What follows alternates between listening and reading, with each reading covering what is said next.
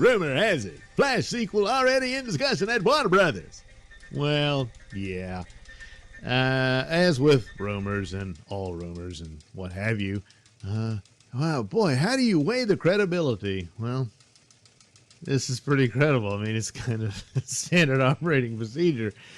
So, I mean, you hope that the film will do well, and you want to build on it, and there would be a follow-up, at least 3. That's what you're hoping for out of this, and maybe that'll spin off into other stuff, and that's true of all of it. Of course, some of this got Warner Brothers in a little bit of trouble in trying to predict the future and all that sort of thing.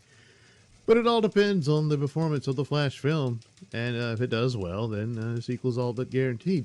It's not like they're filming another one back-to-back or anything like that. It's just, well, let's read the article. Here, thanks to the work of Bounding Into Comics. So, even though no one knows how the Flash will perform with moviegoers when it releases next year, yeah, that's right, no one does. A new scoop suggests that a sequel to the Scarlet Speedster cinematic solo outing could already be under consideration, which, again, yeah, it most certainly is. Of course, if the thing bombs and flatlines on day one, then that's it. It'll be scrapped. But I'm sure they've already got a writer coming up with ideas and whatnot and that sort of thing. I'm sure the contracts go that Ezra's already been signed up to return and what have you. So it's, not that big of a deal. But anyway, according to Beyond the Trailer, host and tipster Grace Randolph, Warner Brothers is happy with what they're seeing from both Andy Muschietti and the film as a whole, and thus want to get a sequel in motion as soon as possible. So, I just heard Warner Brothers feels so good about The Flash, they are trying to put together a deal for a sequel. Yeah. Well, I'm guessing they already have the deal done. Now, the thing about planning ahead and all that is all well and good and fine, but it did get them into some amount of trouble with Snyderverse and all that stuff. They rushed in to a Justice League film, and they didn't realize what the reaction to Batman versus Superman would be. It wasn't the reaction they expected, and so they panicked. And then that's when they took advantage of the terrible tragedy that befell Snyder and his family, and tried to change the Justice League film into a Marvel comedy film. And, well, the rest is history, But it's that sort of thing where you're panicking and all that sort of stuff and reacting and rushing ahead thinking you've got something when you can't possibly be sure that you do. So the idea of thinking about a sequel and having ideas for it and having a crew and getting them on board ahead of time so you can lock that in, it's fine. That in and of itself is fine. And they're not already in production, I would gather, And so with things like this, and that when the film hits and it does well, they can hit the ground running for Flash. Get it? So it goes on. If accurate, this scoop might encourage a few of the fans who are skeptical of the Flash throughout its entire time in development purgatory to give the film a chance. That's true. It has been. Who knows how many different forms it might have taken. That'll be interesting, too, if they'll ever allow any of that to leak out and stuff about what other ideas they might have had over the years. But it just stalled and stuff. And then, of course, the whole DCEU stalled for the big mess that came out of Justice League and all that. And then it's like all the fighting for the Snyder Cut release. It gets released, you watch it, and it's like, what the hell? Why didn't they just do this? It's just, there's no way to escape the embarrassment. But, well, here we are anyway. And so Randolph seems excited. Well, yeah. But the best thing it's got going for it is, of course, Flash is not really the star of his own film. It's 2 Batmen. But that in and of itself is enough to have, curiosity and interest for people to show up. So, that's a big thing going for it.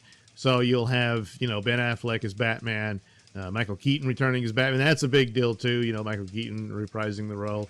And of course, all the rumors, what that might lead to. Will we get a Batman Beyond film, which would be really cool. with him as Bruce Wayne in that. Then, of course, there's the rumor that Ben Affleck will die in the film. I'm not too happy about that. Even though he says he had a great time. Had a great time filming The Flash. Got to hang out with Jason Momoa. Jason Momoa, what's he doing there? Well, he's filming Aquaman, but is Aquaman in the Flash film? Is that another thing? Yeah, could be. There's, rumors that Superman and Wonder Woman both appeared there as well, but, we'll see. But anyway, he really likes, because he was having a tough time of it during the Justice League shoot and his own personal problems and whatnot. And now he's, he had a great time. And so, would you like to come do a HBO series where your Batman takes on Deathstroke? Yeah, that would be nice. Will it happen? I don't know.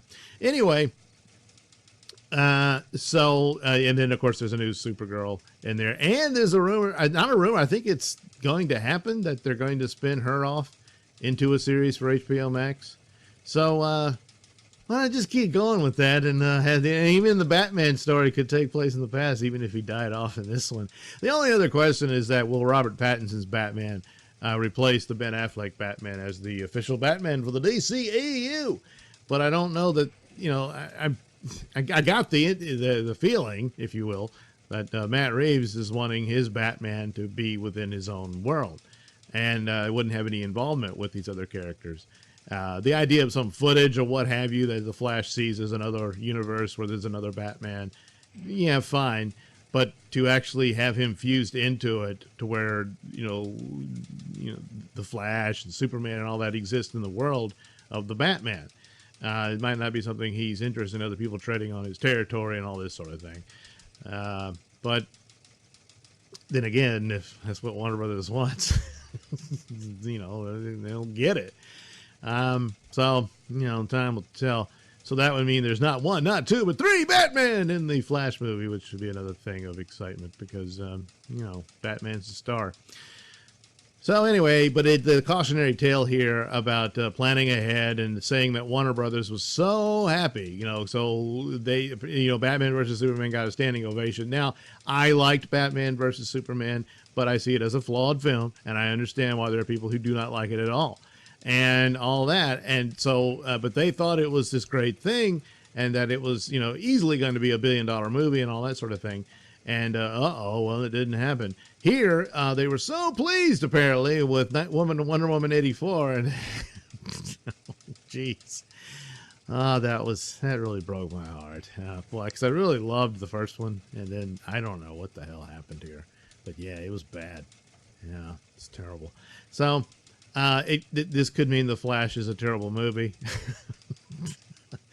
They didn't have any real ambitions with Joker, and look how that turned out. So it doesn't necessarily mean that it's so great. Meanwhile, the Batman has had all kinds of rumors about what the problems were, and the Warner Brothers was mad at Matt Reeves, and they showed the dailies and said Robert Pattinson doesn't look good in the suit and all this sort of stuff. From the few scenes I've seen, when there's too much light on it, I was like, no, because the suit, I don't care who's wearing it. I didn't think it was all that great.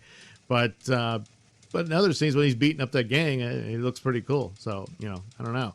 But there again, it could be that the Batman is actually a brilliant, magnificent film just because Warner Brothers doesn't like it. But still, it's going on with its spinoff. So you have the Gotham PD, which I've already announced, and then Penguin's gonna get his own series and all this sort of stuff. So it's like it's creating its own little Batman universe coming out of it. So they're pretty deeply invested in it, regardless of what the problem is, if there is one. Again, don't know for sure, but there's a lot of smoke, so there's probably some fire somewhere. And but here it is with Warner Brothers' track record on this. They usually you bet against them because they're usually wrong.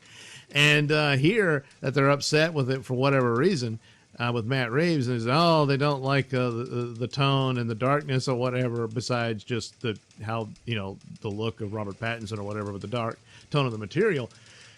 Well, it's a little. This is one of these things. Is like with Zack Snyder's approach and whatnot. They all were happy with it at the outset, and then they turned on it later. You just learn your lesson from that. if you didn't like the dark tone of this, then you should have put the hammer down at the beginning. And if Matt Reeves didn't agree with that, then he could walk and you get someone else. But when you accept what he approached you with, and now after everything's been shot and you're upset with the dark tone, and I mean the movie and the trailer and what it sounds a lot like Seven, with the Riddler being the serial killer and all this sort of stuff. And of course the murder mystery aspect of it I thought was the strongest part of the idea for this film, which is really good. And so to come at it afterwards and say, oh gee, we really want it to be silly again and all, and, oh god, it's Batman, for God's sake. there's a lot of darkness in the Dark Knight. So if that was a serious problem for them, if it's just they didn't like Pattinson's performance, that might be the case. I don't know, but just the tone of it and the look, I don't have a problem with it personally. I think it looks pretty good, but it's too late to bitch about it after the thing's shot, So, yeah.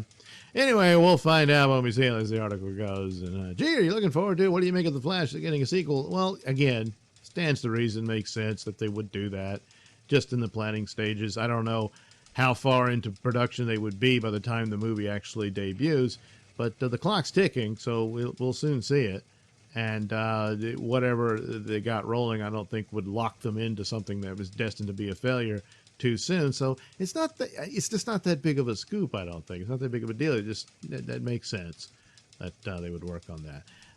Another thing about the Batman, not She-Hulk. Who, what, when, where? Oh yes, Zoe Kravitz doesn't want you to look at her. Oh, remember she was in X-Men. Yeah.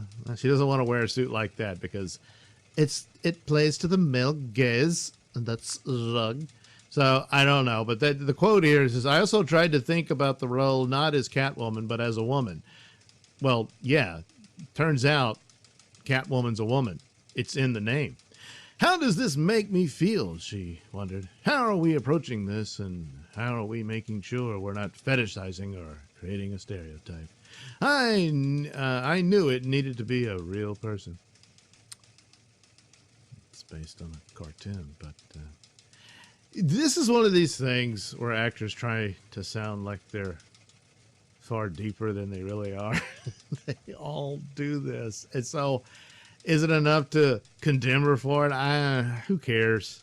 I mean, already the suit, it looks like crap to me. I think they, but I guess they're approaching for something that looks like a suit you could actually find and wear and stuff like that.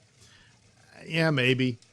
And that they want it more grounded in reality. It's in the article goes on about the Batman the Animated Series. There's no way these movies are going to top that thing. If you want to see Batman completely displayed as should be, beyond the comics, of course, that series knocked it out of the park, and no one's beat it yet. So this is probably much ado about nothing. And all this stuff about male gaze and stuff and all that. And yeah, you think she hates being pretty and sexy? I don't think so. It's just, you give statements like this because you think it appeals to the cool kids of the bubble they dwell in, So who cares? It doesn't mean the film will be bad. It could still be very good. Who cares? So I think this one's much ado about nothing. Yeah. So anyway, it's all lies. Batman could be good. The Flash has a lot going for it because of the guest stars and stuff. So it stands to reason why they would go ahead and do a sequel when it has a good chance of doing well. It's still going to be beat by Spider-Man, but that's not reason enough to panic. Because after Spider-Man, what else has Marvel got, Yeah, if Warner Brothers, this wasn't, stumbling and tripping over itself, they could dominate this genre. But don't worry, Marvel. Warner Brothers or DC will figure out a way to snatch defeat from the jaws of victory. That's just the way they do. Anyway, there we go. The Flash sequel in discussion. Thanks for watching and listening. Say, while you're still here, why not like and subscribe and share with your many friends? Yes. Also, check out my mini stores in the link description below. Yes, where you can get t-shirts, hats, mugs, all those goodies with my artwork on them. Oh, yeah. And head over to indieplanet.com and pick up a copy of my comic book, Night Night. Oh, yeah. You can also catch me at my podcast, Mr Nailsin Show, on RadioMisfits.com. And you can also watch my videos on BitChute.com and now on Rumble.com. Oh, my goodness. So many places to watch me and my stuff. Oh, yeah. And if that's not enough for you, well, you can follow me on many social media platforms and say hi to your old pal, Mr. Nailsin.